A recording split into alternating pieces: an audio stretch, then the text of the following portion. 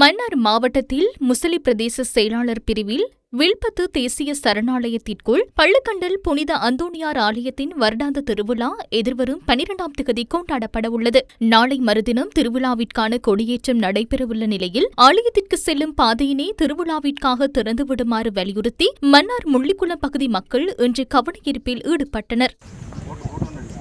ஒரு 5 நாட்களுக்காவது இந்த பாதையை எங்களுக்கு திறந்து தாருங்கள். நாங்கள் வேறு விஷயத்துக்காக கேட்கையில், எங்களோட வியாபார நோக்கத்துக்காகவோ அல்லது வருடம் ஃபுல்லாக இந்த பாதையை திறக்கும்படியாக நாங்கள் கேட்கையில், நாங்கள் தொன்று தொட்டு சென்று வருகின்ற இந்த நிகழ்வினை ஒரு 8ஆம் திகதி தொடக்கம் 13ஆம் திகதி வரையிலான காலப்பகுதியிலே நாங்கள் இந்த யாத்திரை ஸ்தலத்திற்கு சென்று எங்களுடைய மத நம்பிக்கையையும் பாரம்பரியத்தையும் நடத்துவதற்கு அரசானது எமக்கு வினயமான ஒரு முயற்சியினை செய்து தர வேண்டும் என்றுதான் இந்த இடத்திலே நாங்கள் கேட்டு நிற்கின்றோம். முள்ளிக்குளத்திலிருந்து அண்டாபுரத்தால் வருவதென்றால் 250 கிலோமீட்டர் சுற்றி வர வேண்டும். ஆனால் முள்ளிக்குளம் இருந்து நாங்கள் இந்த வனவில் பாதுகாப்பு அந்த ரோட்டினால் வருவதென்றால் 30 கிலோமீட்டர் நாங்கள் இதால் போகிறதுக்கு எங்களுக்கு இலகுவாக இருக்கும். இந்த கொடியேற்றத்துக்கு 8ஆம் தேதியிலிருந்து 13ஆம் தேதி வரையும் இந்த நாட்களை தந்து அதன் பின் அவர்கள் அந்த பாதையை மூடுமாறு நாங்கள் வினயமாகவும் மிகவும் தாழ்மையாகவும் கேட்டுக்கொள்கின்றோம்.